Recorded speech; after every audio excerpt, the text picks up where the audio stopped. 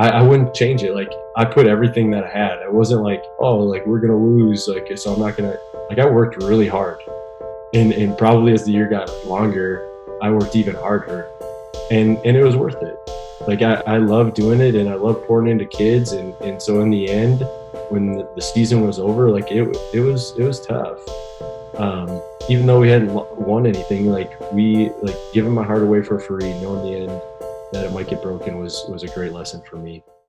What's up, people? Welcome to the Dear Young Athlete podcast, where we talk with coaches and athletes about their journeys and what advice they would give to a younger version of themselves.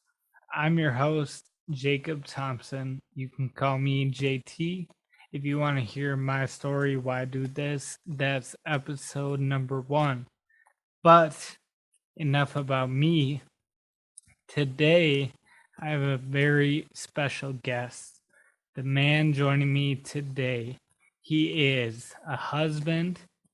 He's a former collegiate football and baseball player. He is a head high school football coach and a high school baseball coach. He actually was my baseball coach in high school. That's where we met, and I have a funny story about that later. Um, this man is a man of God, and I loved being coached by him, and I'm looking forward to this episode. So, without further ado, Kris Pulford. Pulford, how are you feeling? Feeling all right. Feeling all right. We just got done with practice, and so I just downed a little bit of water, and now I'm ready to go. I love it. Well, we will jump in. You played college football and baseball. Now you're a coach.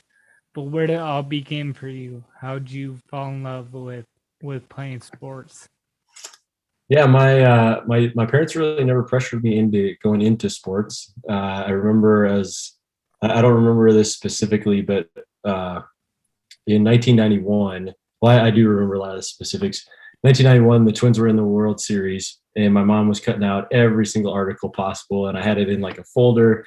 It was like one of these folders that had like a rear view mirror on it, so you could see yourself in it. Anyway, so she was cutting all the articles, and Kirby Puckett was my favorite player, and they ended up winning. And the story goes, I don't remember this part specifically, but the story goes that as soon as they won the last game, I told my dad, I was like, hey, can we go out and play catch? And I had never played sports before. My dad was like a 3-sport athlete in high school. He played football in college a little bit, and played, like, I grew up going to his softball games and touch football games and stuff, but I had never really started. And so when the Twins won the World Series, that was kind of like my first entry into sports. I was like, hey, I want to go do that. And so that was super cool.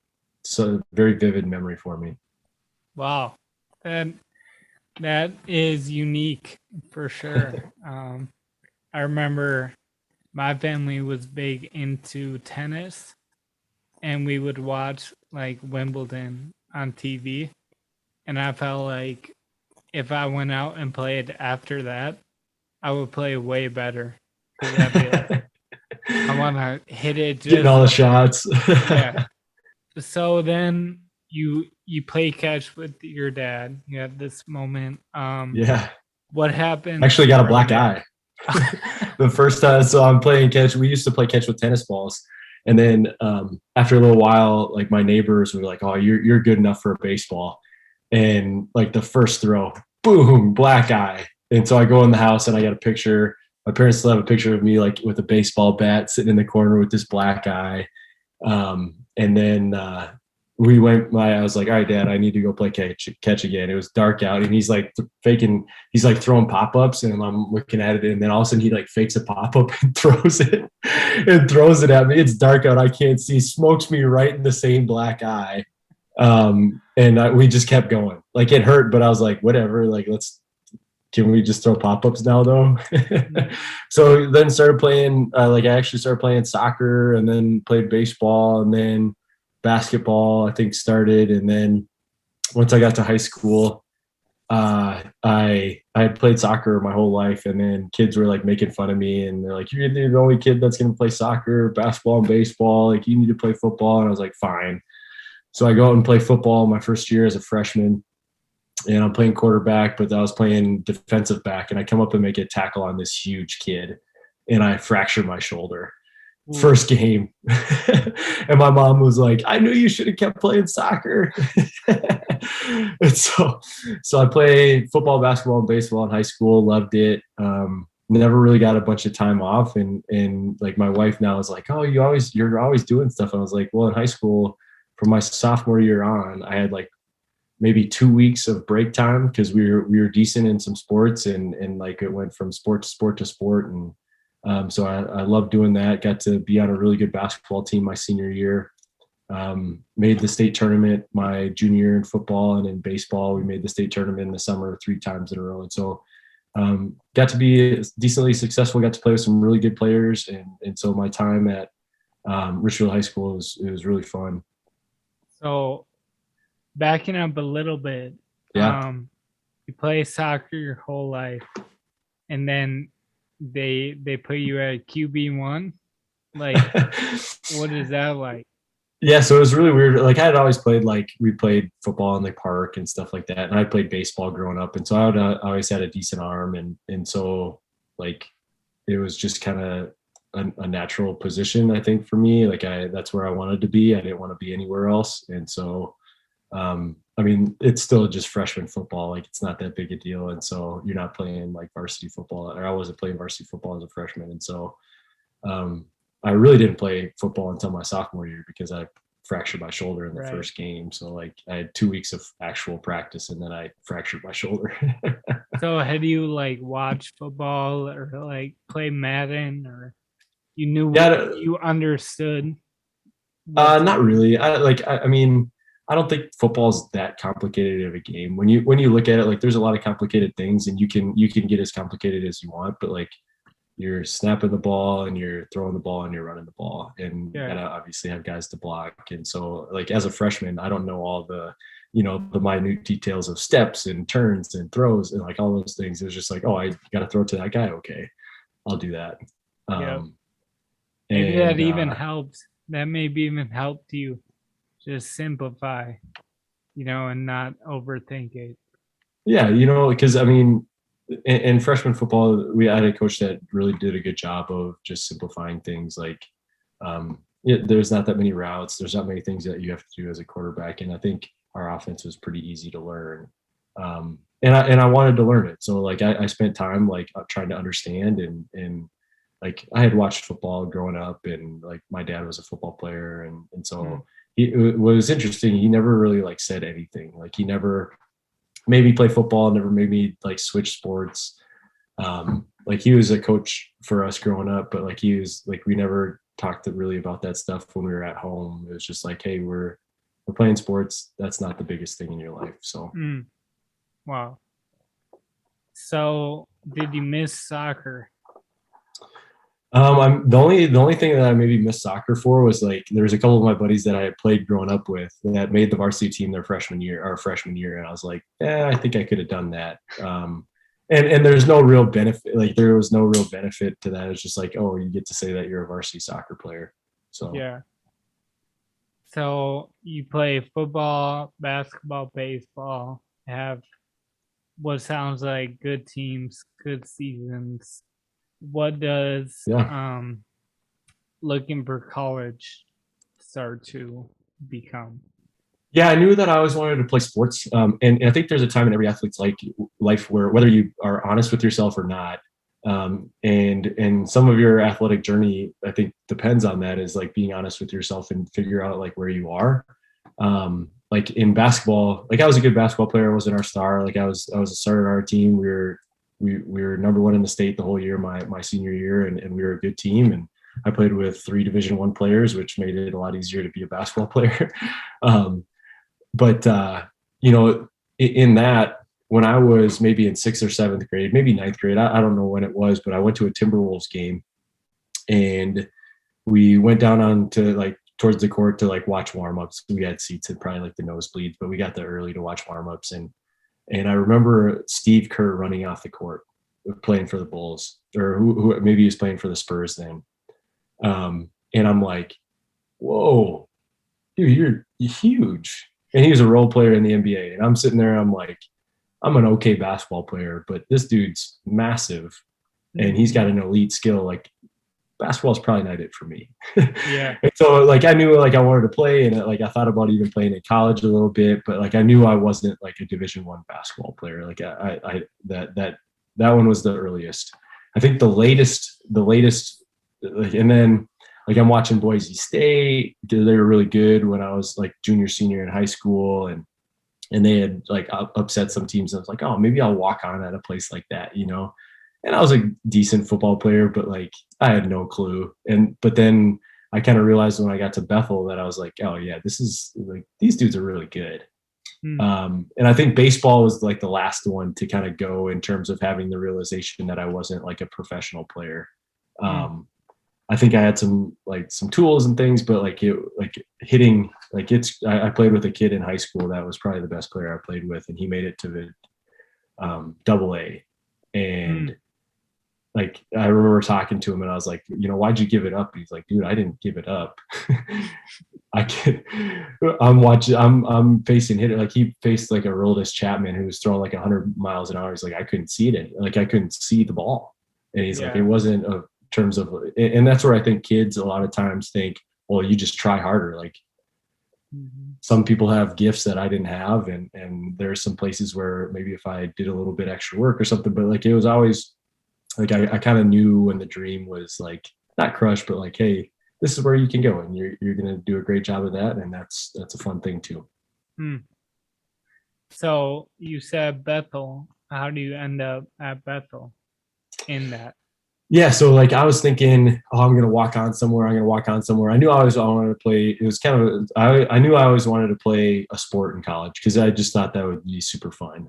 And I went to actually a Bethel football camp as a senior, and met some of the coaches, and they started kind of recruiting me pretty good. And my sister had gone to Bethel, and I figured, okay, well, if I'm going to go Division III, I want to play football and baseball. I want to do it at a place that shares my faith. And so like schools all over the MIAC like recruited me, and a couple other places, and even some for basketball. But I was like, I think I want to play football and baseball. I think those are the two that I'm the best at. And I want to do both. And so that option I think was available to me most in a MIAC school. And then specifically, like I didn't want to go to Concordia, or like I wanted to go to a place that was faith-based, and that was Bethel. Yeah. So were they looking at you at quarterback? Because did you play defense in high school too? I played a little defense. My senior year, I played like 3 or 4 possessions of defense because they were like, all right, we can't get you hurt because we didn't really have anybody else. But um, one of those possessions, I separated my shoulder, and so they're like, yeah, you're done. You're done playing defense. At Bethel, they recruited us. They actually, I think on the team that I came in on, I think there were 7 high school quarterbacks, and only one of us stayed at that position. There's a couple guys that moved into corner and safety like right away. I played quarterback until I think either midway through my freshman or midway through my sophomore year or junior year. I can't remember. I think it was my sophomore year, and then they changed me over to safety. So Nice. I wasn't super pumped about the move right away because I was like, what the heck? And then I Yeah. was a little like, I was a little miffed because like my buddies got to have 4 years of defense, and I thought like I was kind of behind the 8 ball because I was like, why didn't you switch me right away? And then they kind of told me like, we were still looking at you to see if you could be like our starter. Yeah. And so that was nice. But then like looking back, it's been so beneficial to me as a coach to have played both sides in college in both offense and defense, because now like my understanding, like I'm not some wizard, but I feel like I understand the game a lot more being able to have done that. Yeah. So talk a little bit about the glory days, football and baseball. When do you crack the lineup and what kind of teams did you guys make a run, Sure. etc.? Yeah, so football, my freshman and sophomore year, we weren't very good. I didn't make the travel squad until maybe the midway through when I started playing defense my sophomore year. And then junior year, I actually kicked. I was like our extra point and field goal kicker because I had kicked in high school and I was pretty decent at it.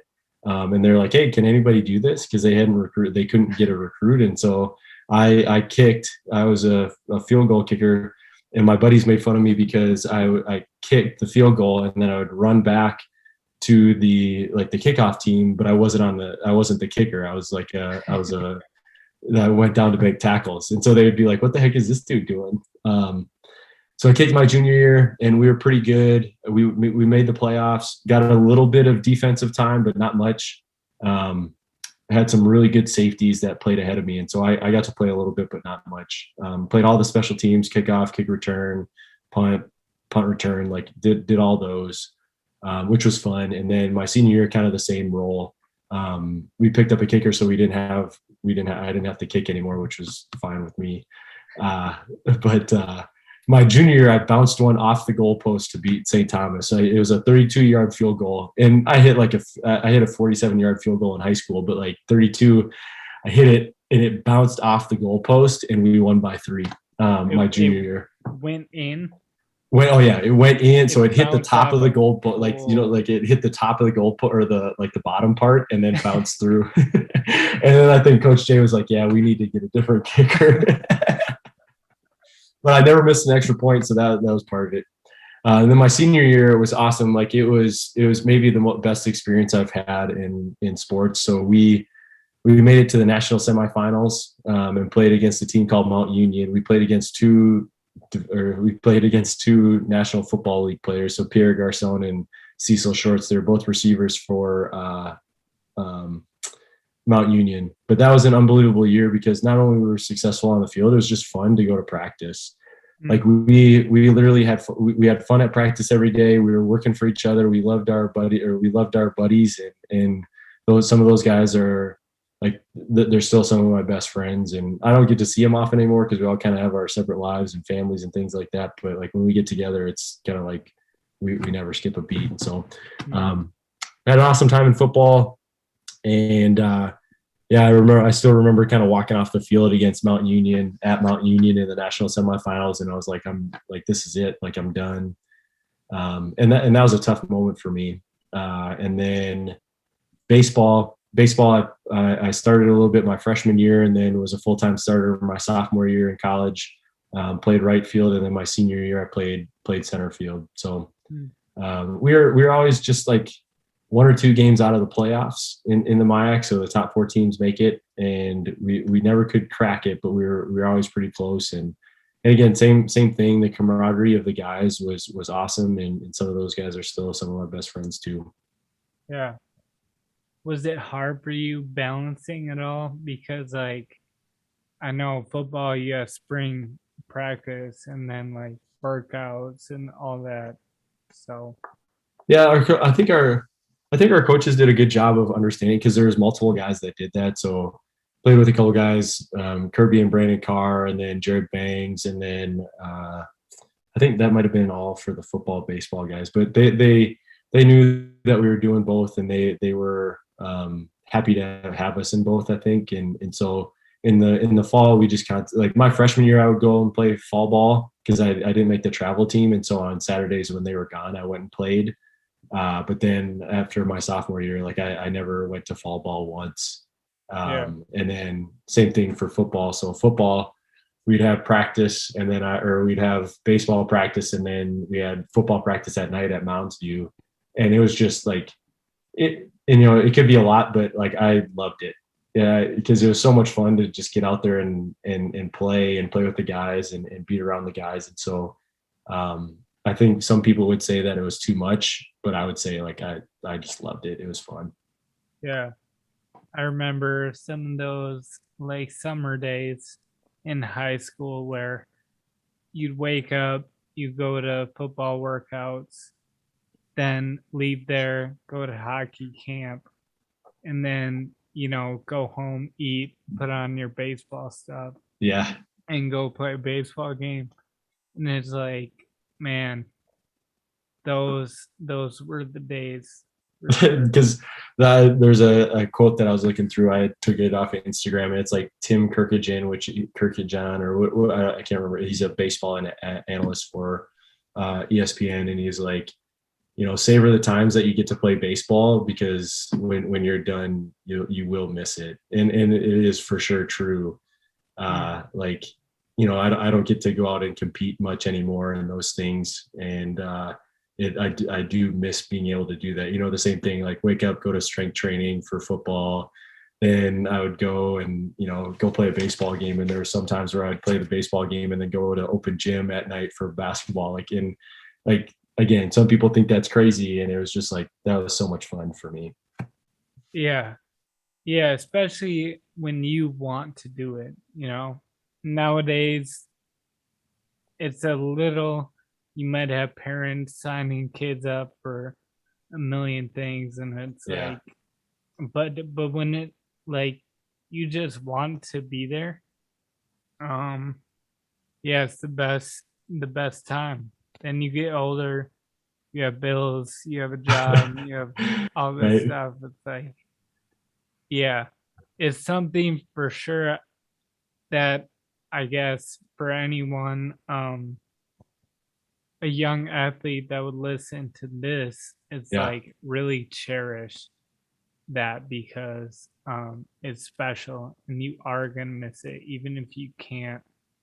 That alarm goes off and you don't want to get up, but it's something special to do with your boys, with your friends, Yeah. that you'll look back on forever.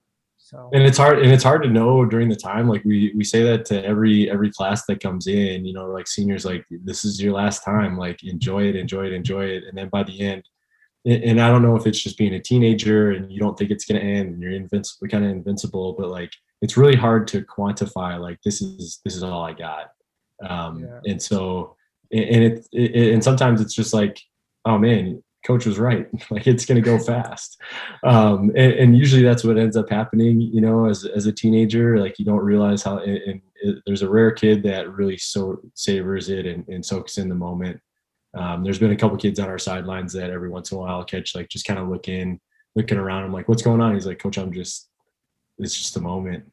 And yeah, it's hard to do that because, as a young kid, you think everything's going to continue. And then when it comes to an end, it's a tough one. yeah.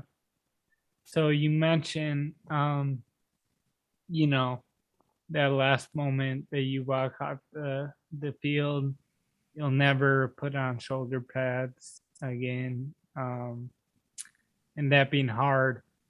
And then baseball, obviously, you still got to play one more year, but then that ends. So where do you go from there?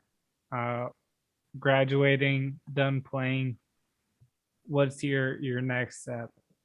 Yeah, I think football is more final than everything else, because, like, you don't play pickup football. Like, you can play touch football, and we played a little bit of that. It's just not the same, because, like, I don't think it's like the taking off of the pads. It's more of like, you're not going to get to do this with your buddies anymore. Like, these are buddies that I put in a lot of work with, a lot of time, a lot of hard stuff, and that's over the course of 4 years, and then it's just done. And so, like, taking off the pad, that's the realization, is like, you don't get to be in that same, like, competitive environment as your buddies, and like, you're with your friends all the time, but you're not in that same environment. And so I think that's what makes it special, and that's what makes it sad.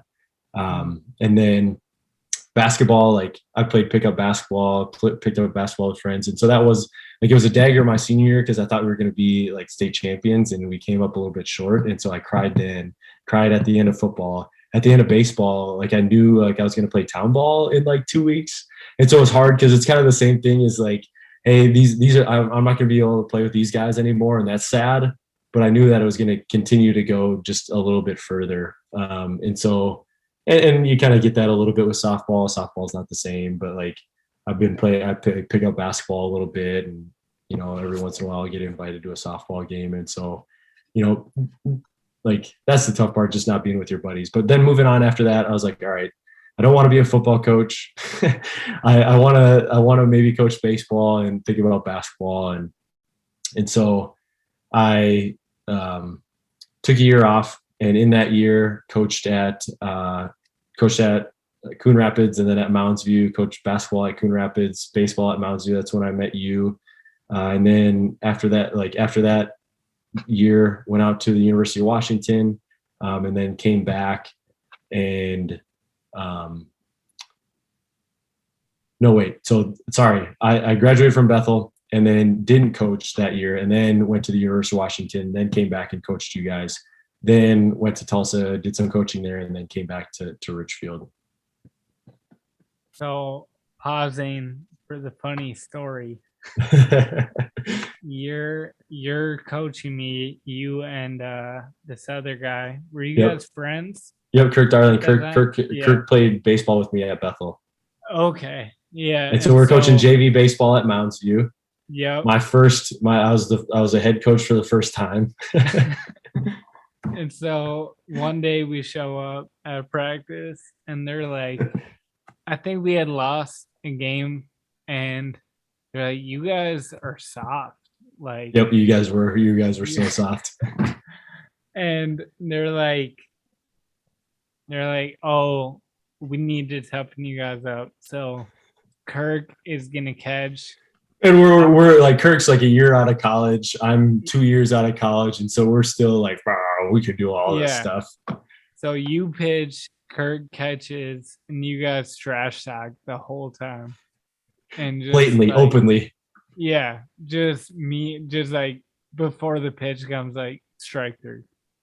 Just like trying their absolute hardest against to get you mentally ready for future games. So that must have been fun for you guys. I know that you ended up beating me, which I felt good about. I felt like I won. I got a free base, and I acted like it didn't hurt.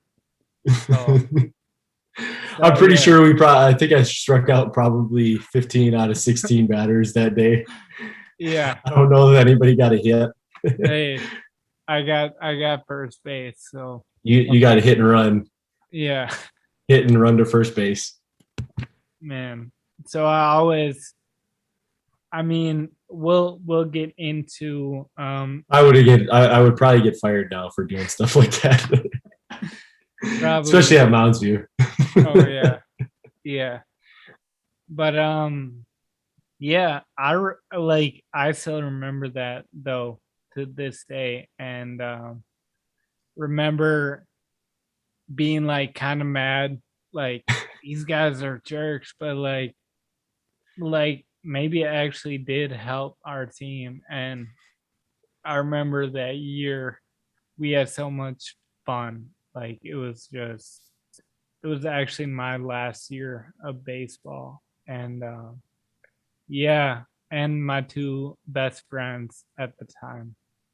That was all our last year, and we still to this day, like when we get together, we reminisce about that. So Kirk and I had a blast. I remember like just being in the dugout, and we just smiled a lot. And you guys did awesome, and I think we improved throughout the year and got better towards the end, and so that was super fun. And like you said, we had a blast. And even contrasting it, my sophomore year, we had a coach who won't be named, but it was not very fun. Like he took it super serious, and I get that because like I'm competitive and I want to win, but like was always talking down to guys, and like we would lose games, and then he would make us run sprints on the field after we lost, and all our parents are like waiting, like, what? That'll teach you to play better. Let's run sprints after we just lost. Right. I feel like it has to be, yes, you want to win, you want to do good, but it has to be fun and enjoyable. And maybe with that, like, you can talk a little bit about your coaching philosophy that you take now. Yeah, I think kind of developed over the course of a bunch of years, and I think I'm a different coach now than I was then. Being a head coach is a little bit more difficult at like a program. Is probably a little bit more difficult to be that, and so a lot of my assistants take on that role. I got to be a lot in the details and all those things. I think in basketball and baseball, I get to be that same coach, and not that I'm portraying somebody different, um, but like as a head coach, like I have to deal with discipline, like I have to do all that stuff. Whereas an assistant coach or even a head JV coach, like I can say, "Hey, coach, this is what happened," and then he's gonna have to make a decision, or he or she, and so I think my philosophy is not only created by some of the coaches that I had, that I love, but also created by some of the coaches that I had and didn't like as much. And so like learning from both, like learning things like, hey, if I become a head coach, like this is what I want to do. This is not what I want to do. And so one of the things that we do at Richfield, or like the Minnesota State High School League, has you develop like a purpose of why you coach. And mine is, if I remember it, hopefully I better. Uh, it is I coach and teach to help students become people of integrity who selflessly serve others with determination while determining or with perseverance while determining a better future for themselves and others. And so one of those things that's in there is like selflessness. And so I want to like show kids that I will do anything for them, so that hopefully then that rubs off on them and they do anything for their teammates. And so I want to serve them, and it's not unlike, and I know we'll get into some of this, but it's not unlike, like I want to be the Jesus that they don't see, and so being selfless to them is a way for me to do that. In a public school setting, I can't be like, hey, this is just like Christ would do, like that's not something Right. that I can do, and so the best that I can do there is hopefully show them that selflessness has rewards, and selflessness is better than being selfish. I think there's definitely coaches that have put me on the path to where I am, and why I chose to have that be my purpose statement.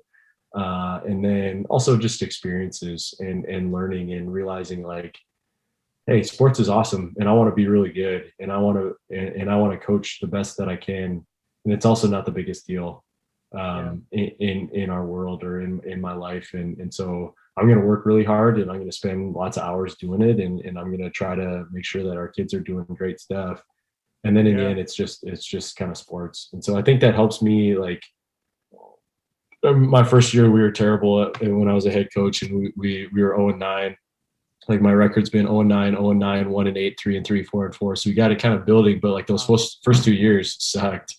And people would call me and they'd be like, have you hid the knives in your house? I'm like, no, it's just a football game. Like, yeah, I'm working really hard, and I'm not seeing the fruits of our labor. Like, but in the end, it's just a game. And so I think a little bit of that has helped me to be a coach, to kind of brush those things off. And it's not like I've lost competitiveness, but like you got to realize that it is just a game. Yeah. Well, it's cool even to you mention your dad, him being an athlete and a football player, but he didn't, or even him coaching, and he's coaching, but when you get home, he's your dad. And just seeing that example, I think it's cool to see how that has influenced your coaching. And unfortunately, it can be the opposite, right? For It sure. can be like the parent cares about the sport more than they care about, you know, the person of. Yeah. And I don't think anyone intentionally does that, but Comes it out that can way. creep in, right? And so I love that you coach basketball and baseball too. Yep. So I coached seventh grade. And this last year, the last 3 years I did seventh grade, and then eighth grade, and then back to seventh grade traveling basketball. And then I've been a varsity assistant coach for baseball for I think 7 years, and then this last year I was the JV assistant coach. Hmm. So you mentioned, your coaching philosophy, your purpose statement, it comes from your faith in Christ, even if you can't be in public school preaching or, you know, um, talk to me about your faith journey, just growing up and kind of where it became more real to you and what it means to you now. Yeah, so growing up, I grew up in a Christian household and went to church every Sunday, and then we did like tree climbers, which is like a Christian version of Boy Scouts, on Wednesdays, I believe. And then once I started going to church, we moved to Richfield, and I started going to church like 3 hours a day, or 3 hour, not a day, but on Sundays I would go to like a youth group thing, and then I'd go to Sunday school, and then I'd go to choir practice. And I was like, oh, this is like me just doing stuff is what it means to be a Christian. Like I was there and doing stuff and being there on Sundays and doing all the right stuff, because God doesn't like it when you do this or that, and so I didn't want to do this or that, and so I was trying to stay away from all the bad stuff and do all the good stuff. And that's kind of what I thought my faith was growing up, and didn't really know any different. Um, and I can't remember how old I was, but I remember one day, and I don't know if they had planned this or not, but my dad walked me over to one of my buddy's house, and his dad was there, and we were talking about baseball, because we were both on the same baseball team. And then at one point, I think the other dad said, "So Chris, have you like accepted Jesus into your life?" And I was like, I'm thinking to myself, no, like, what do you mean? What are you talking about? Like, and I don't remember this moment very clearly, because it was probably a little bit of a blur. And I was like, no, but what do you mean? What do you do? And he's like, well, you just got to kind of like talk to Jesus and say that you believe what he did.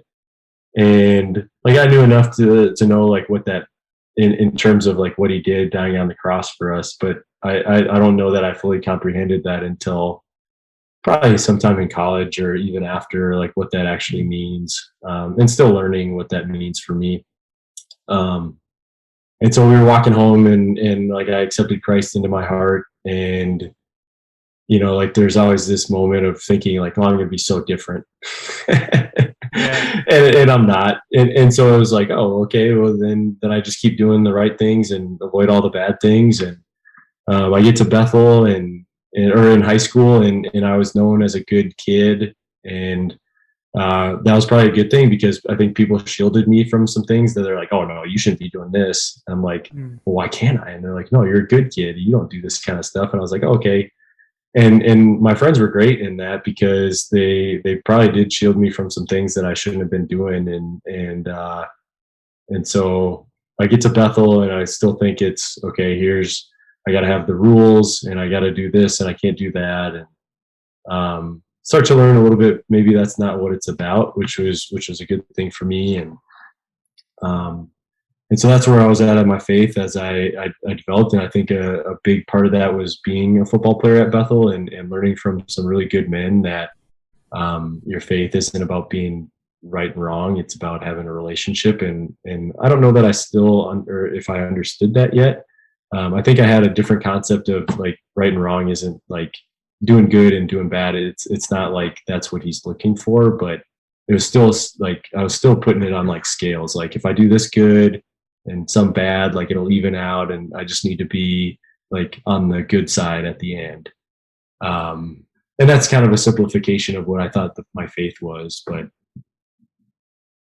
yeah. And so then from Bethel, I think I learned a lot more about who God was, but I didn't know who that was in my own life yet, and what that meant for me, in terms of what Christ's sacrifice meant for me on the whole.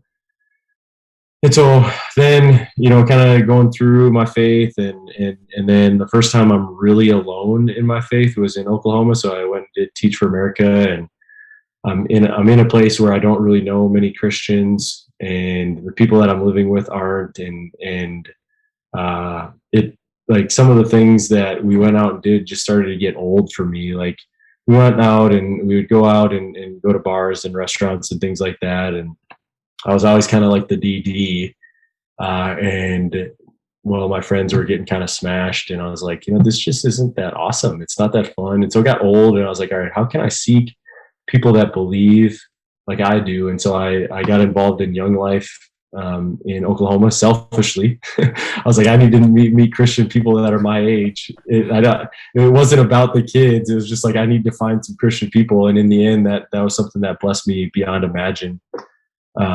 my best imagination, because I met friends for a lifetime in that, and found so much more about Christ, and in the end got to serve a lot of kids, which was awesome too. Yeah. And so I would really say that then I moved back home, kind of struggling to find a church that I liked and to go to. And I think that's when I finally learned about what grace was, and that it's not about right and wrong. It's about like having a relationship with Christ, because we're sinful and we're going to be sinful. And like God knows that. And like, I'm not hiding anything from him. He knows who I am and what I do. And the only thing that I need to go to him is be humble and say, I can't do this on my own. Like, I need you. Mm. Um, and that's like a huge turning point, I think, in my faith walk, because there's a preacher that I listened to a lot, and he kind of transformed my ideas about what grace was and what my walk is, as opposed to what my walk isn't. Mm. And so very appreciative to that person, and helping me understand what, like, I was doing religion. I wasn't Yeah. being a Christ follower. Like, I was Mm. doing that so I could get that. Yeah. And in the end, it's not that at all. It's following Christ, because he made the world and knows how it works, and Yeah. he's trying to help me be like more like him each and every day. And so I think that obviously my faith journey is not done, but that was a Right. huge turning point for me, is just finding out what grace is, and really um, what a faith walk is with Christ, as opposed to what it isn't. Yeah. Yeah. It's me thinking a few thoughts, and something I think about a lot is Jesus multiplying 5 loaves of bread and 2 fish to feed maybe 15,000 people. And when I think of that story, and it's funny, like you said, I went to Young Life to meet friends, essentially. Not to, Selfishly, way selfishly, like I wanted right. to find Christian friends. Yeah. But like God, he doesn't need like perfection, or he doesn't need much. Like he needed 2 fish and 5 loaves. Like God will take just what you have.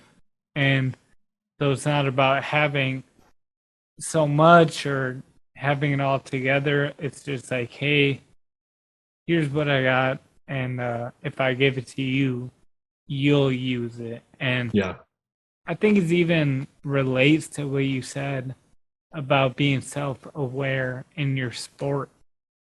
Like you just realize, like, okay, like I'm good, but I'm not playing in the NFL. Like I'm just literally not gifted to that level.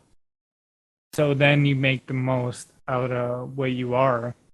yeah, And even in our faith, it's just about saying like, yeah, I can't I can't inherently be good, be better than I am bad, because I know in my heart, like, I'm I'm selfish sinful. and simple, right? So I need, it's self awareness, and it's freeing.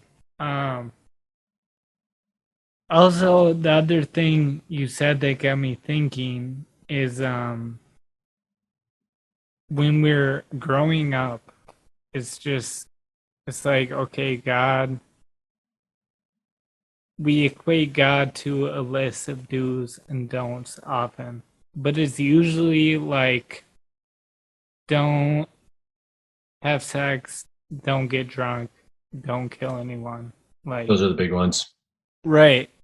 But it's funny just actually like reading the Bible is like, we don't talk that much about like, in this list is like, love your neighbor, love your enemies, like give, be humble, and put others above yourself. Like, that's also like on the list. So we Right. just so often emphasize these certain sins, and it's like, yeah, you shouldn't, I'm an advocate for waiting for marriage. Like, I think that's the best option spiritually and just socially and emotionally and mentally.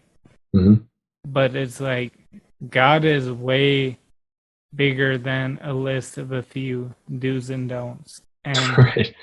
I love that you put it in terms of relationship, um, being informed by that relationship of how I live every day. And that's so good. I think like one of the things that I realized too in terms of grace and like God is if we believe in Christ and believe in God, then like we believe that He is all knowing, all powerful, and created the world, and in that then created the world in a certain way and how it should flow and work. And so like if we go against like that flow, it's going to cause some problems. And so like yes, it's a list of do's and don'ts, but it's not like a list to like bring you into begrudging submission. Like don't do this, don't do this, don't do this because you shouldn't do it. He's saying those things because he created the world and he knows how it flows best, and he knows how like to create your joy the most. And Yeah. so the list is for your joy, not your like, oh, this is terrible, because he, Yeah. again, he created the world, he knows how it should run.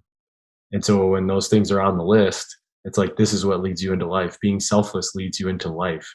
Not having sex before marriage leads you into life. Hmm. Uh, like not going too far in terms of drinking and smoking like leads you into life because that's what he created, and so he knows what's going on. Now the other part is like people do that, and the awesome part is he forgives those people. And so Yeah. that's something that like I struggled with a lot, is like I have sin in my life, and like how can he still be like he knows me and he's still saving me, which is a mind-blowing thing, Hmm. is that he knows all the dirty things that I have in me, all the sin, all the lust, the anger, the like revenge that I want. He knows all those things and still chooses to save me in my worst self. And so like that creates like, oh man, I'm not worthy of this. But that's not like how he wants you to feel. He's like, I want you to know that you're my son still, my daughter. And Yeah. that's super cool for me. And I think that's one of the bigger things that I've learned in the last couple of years of my walk is like, yes, we need to repent of the sin that we have in our life, and be humbled by that because we're not perfect. And then also growing in the joy that he has saved me from that, and that he's going to continue to save me from those things. Yeah. And so like the humbleness and the joy kind of like back to back, because usually I get humbled and I'm just like down in the dumps, and I'm like, oh, I can't, like, I'm not worthy of this, and I'm not. But it's not like he like he's choosing me still. And Yeah. so it's super cool to have that, like, okay, I need to be humble because I am sinful, but I also need to grow in my joy because he continues to save me from my sin, and he still Right. loves me. Yeah. And when you see yourself in that light, it frees you to see other people in that light. Like, I don't need to be the one pointing out everyone's sin. And Right. it's like, if God looks at me, sees my sin, and loves me and saves me and enables me to have joy, I can look at other people that that same way and know, And it's like, so freeing that way yeah, for yeah, both you and the other person, because then you're not out there judging people. It's like, oh, you, like, go to God. I'm yeah, not here to judge you. Like, I'm not here to point the finger at you, like you talked about. Like, it's so much more freeing and able to live. Like, again, he's created a way in which the world should work, yeah, and it's not pointing fingers at other people. right, And so it just steals your joy when you do that. right. And it doesn't mean like, okay, I don't stick to my convictions or I don't stand for truth, or, if you ask me, like, maybe I have some unpopular beliefs, and if you ask me, like, I'll tell you the truth in love. But yeah, you don't have to be out banging everyone on the head, like. And the what I love with the rules made for you idea, I always equate it to a basketball game. And imagine in basketball you have out of bounds, fouling, traveling, goaltending. And if you didn't have those, the game would be chaos. It would not Terrible. It'd be be a fun. terrible game to watch. Nobody would want to Yeah, play it or watch it. right. So it's like the boundaries make it, and the rules are for the ultimate enjoyment of the game. And Yeah, for sure. yeah, when you start to see like God's ways that way, it's like, okay, I should follow this, like, because And that's it's still the hard. best.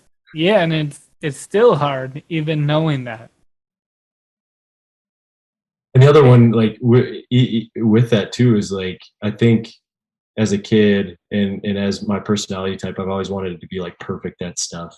Like everything's got to be just right, and I got to, like, I can't go to God until my heart is perfect, mm, and that's definitely not what it is. Like, He wants you to come to Him as you are. Like you talked about the fish and the loaves. Like, give me what you have, and I'll do it. Like, it's me. Like, I'm the all powerful one. Like, I'll do this for you. And then within that is like, I kind of lost my train of thought there. uh Colin, what was I gonna say? fish, Oh, loaves. yeah, yeah. So like trying to be perfect, and then I think I wanted to be perfect so that other people wouldn't be like, oh, well, he's doing that, so if he's a Christian and he's doing that, like he's not a Christian, or like that's such a bad example of a Christian. And one of the things that the pastor that I talked about that helped me with a lot is, no, you don't have to be perfect. When somebody like says like, oh man, you're such a hypocrite, you profess that you should be kind and loving and you're not, and I'm like, man, you're right, I'm not. And isn't it great that I have a God that still loves me and forgives me for those things? And so Mm, I think that took a lot of pressure off, like, who I had to be, or like this persona I think that I had created, in terms of being like the good kid, or like I always do the right thing. And it's like, well, no, I don't. Like, I do bad stuff all the time. Like, not, like I sin all the time. And so realizing like the the reaction to somebody saying that I'm a hypocrite isn't, no, I'm not, I do all the right stuff, is, yeah, I definitely am. Man, I'm such a hypocrite. I just talked about being happy and joyful, and I was mean and angry. Like, I'm yeah. definitely a hypocrite. Thank you for calling me out on that. Like, isn't it? And then the real reaction is, isn't it great that I have a God that still loves me? Mm, And so that was so freeing for me, because I was like, I don't have to be this perfect person, this persona of a Christian, like the Ned Flanders in Simpsons, like, oh, golly gee Williker. Like, no, it's not, like, that's not how life works. And so it was super freeing to be able to have that too. yeah, that's good. Um, yeah, and that's the big heart behind this podcast and stuff, is like, yeah, you don't have to be Ned Flanders. Tell me you younger hearers may not know who Ned Flanders is, but he's like the typical nerdy, like uptight Christian guy. And like what what wasn't always communicated to me or maybe I just didn't see it, was like I can love my sport and I can love God. Or like you don't have to, God doesn't want to take away who you are. He wants to take who you are and your gifts and then just align it with his purpose for your life. And that's a big part of why I even started this podcast. And I want to transition and talk about, there are so many lessons that we learn playing sports, but this podcast is about how sports really help us in life. So if you could pick one sports lesson that you've seen overflow into your life, what would that be? Yeah, two things. One, you kind of talked about like God doesn't want to change you. There's a famous quote by this runner, and he talks about like when I run, I feel God's pleasure. Like He created you to have those gifts and enjoy the things that He's made, like baseball and football and basketball and soccer and tennis. Like those things, like He created for you and your joy. Anyway, I think the lesson that I've learned in sports, and this comes from Bethel football stuff, is and Coach Jay, he always talked about giving your heart away for free, knowing that in the end it might be broken. And so what that means for me, or what that meant for us, is put everything you got into it, knowing that at the end of the game you might lose. You might lose. Like your heart's going to get broken. Like that that's going to happen. Like you're not going to win them all. You're not going to fight every battle and win them. And so like giving your heart away for free, knowing that at the end you might get it broken. Like you and because of the value of that, giving it away to your buddies, giving it away to the game, giving it away in the weight room, like that creates such a passionate like thing in you. And then yeah, it might hurt real bad at the end. Like I cried at the end of my senior basketball and senior in football. Like it hurt, but if I don't do those things, then it won't hurt. Like it's almost not worth it. And so give your heart away for free, knowing in the end it might get broken. And that's a vulnerable thing, to like put yourself out there, to give yourself away to friends, to give yourself away to the game, to give yourself away to the work, and then in the end, maybe you don't get that starting spot, or maybe you don't get the win that you wanted, or win the championship. And I think it's the same thing like in relationships. It's the same thing in your job. Like not everything's always going to go your way, but it's so much more rewarding when you work hard at it, when you give yourself away. Like I remember when I was a kid and thought relationships were super awesome, and dating people, dating these girls, and there's a girl that I dated, and she crushed me. she she broke up with me and through email, and then also said that she had been seeing another person. And I'm like, oh my gosh! And I was just like, I was murdered. And my dad was like, maybe you shouldn't jump in as hard. And I was like, I don't know another way to do it. Like, because if you don't like it, then it doesn't feel like it's worth it. The other person doesn't get to know you fully. You don't get to reap the rewards if it does work out. And so I think that's one of the lessons that I've got from sports that has led me into life. And even now, like we're like my first year being the head coach, we were in it was like 0-9, 0-9, 1-8. We win our first game my third year, and I'm like, all right, we got it. And then we lost the next 8. And then we went 3-3 during COVID, and now last year we went 4-4. And I'm like, I wouldn't change it. Like I put everything that I had. I wasn't like, oh, like we're gonna lose, like so I'm not gonna, like I worked really hard. And probably as the year got longer, I worked even harder. And it was worth it.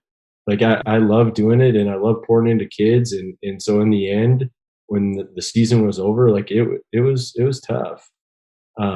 Even though we hadn't won anything, like we like giving my heart away for free, knowing the end that it might get broken was a great lesson for me.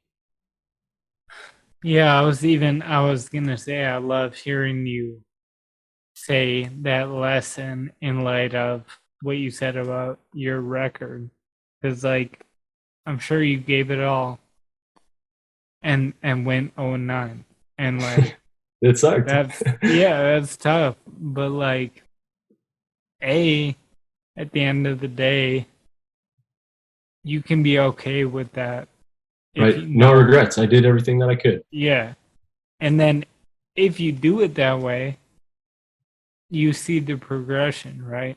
0-9, 1-8, 3-3, 4-4, and it's like it's not even about, I talk a lot about like process over product.